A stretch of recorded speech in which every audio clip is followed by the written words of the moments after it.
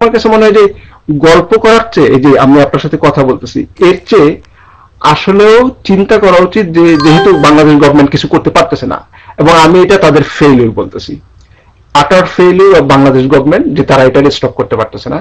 কারণ ইন্ডিয়াতে যদি কিছু নাও করতে পারে, ইন্ডিয়ান বর্ডার গার্ডে যদি কিছু নাও করতে পারে, অ্যাটলিস্ট আমাদের সাইডে তো ওরা মানুষের মনিটর করতে পারে যে আচ্ছা ঠিক আছে, এই যে চোরাকারবারি করুক বা যে হোক, বাচ্চাদের দিয়ে পাঠানো হোক, আমি জানি এটা এটা হয়তো বা ইন্ডিয়ান বাংলাদেশ দুই দলেরই যারা নাকি চোরাকারবারি তাদের মাধ্যমে হইতেছে সবকিছু, পাওয়ারফুল গ্রুপ আছে এখানে, বাট বাংলাদেশ গভর্নমেন্টের ফেইলিউর এটাই সবচেয়ে বড় কথা।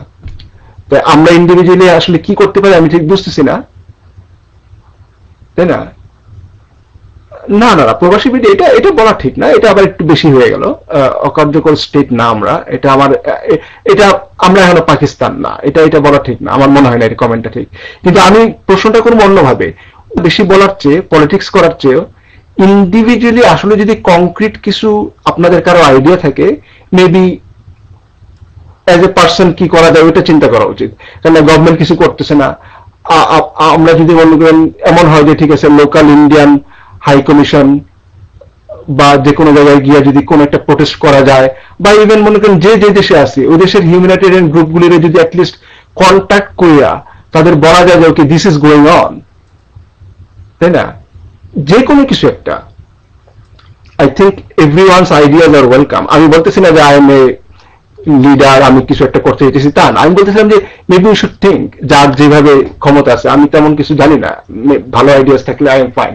নাকি ভাই বলেন?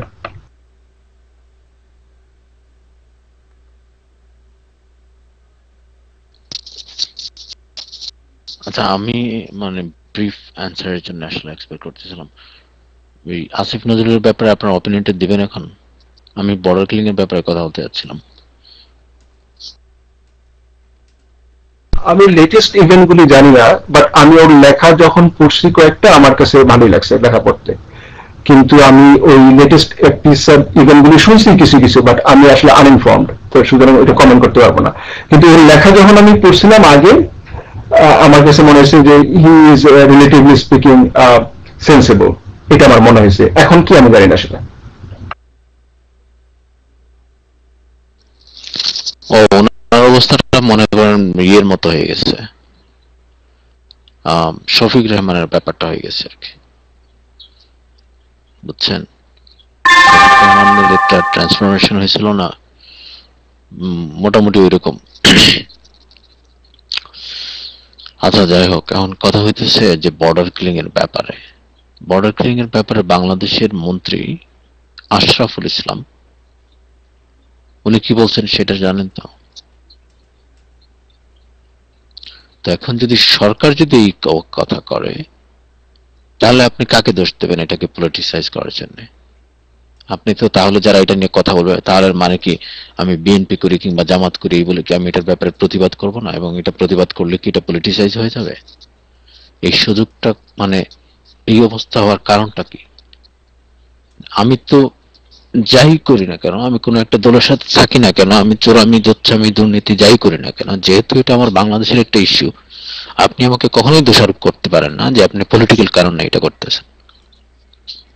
সরকার যদি এই অবস্থা করে, একজন মন্ত্রী হয়ে যখন এরকম কথাবার্তা বলে, তার কথা যদি সত্য না হয়েও থাকে, তারপরে তো আম, উনি এরকম কথা বলতে পারেন না। পুরো গভর্নমেন্টটা তার নিজেদের স্বার্থেও অন্তত চালাকি করে বলা উচিত ছিল যেন জনগণের কাছে। আমার কাছে মনে হয় যে আসলে বাংলাদেশের গভর্নমেন্টের উপরে ভারতের ইন্টেলিজেন্স এজেন্সি আর কি, তাদের খুব বেশি প্রভাব। শুধুমাত্র ভারতের প্রেসারের কারণে তারা এই ব্যাপারে ইয়ে করছিল, নাইলে আওয়ামী লীগ এত চুপ থাকতো না। তারা তারা অন্তত তাদের নিজেদের স্বার্থের জন্য, নিজেদের পলিটিক্সের কারণে তারা বলতো যে বর্ডার ক্লিনিং এর ব্যাপারে প্রতিবাদ ইয়ে করার জন্য, জনগণের কাছে একটা অন্তত ভালো ভাব দেখানোর জন্য। কিন্তু তারা এটা করতে পারে নাই শুধুমাত্র ভারতের চাপে।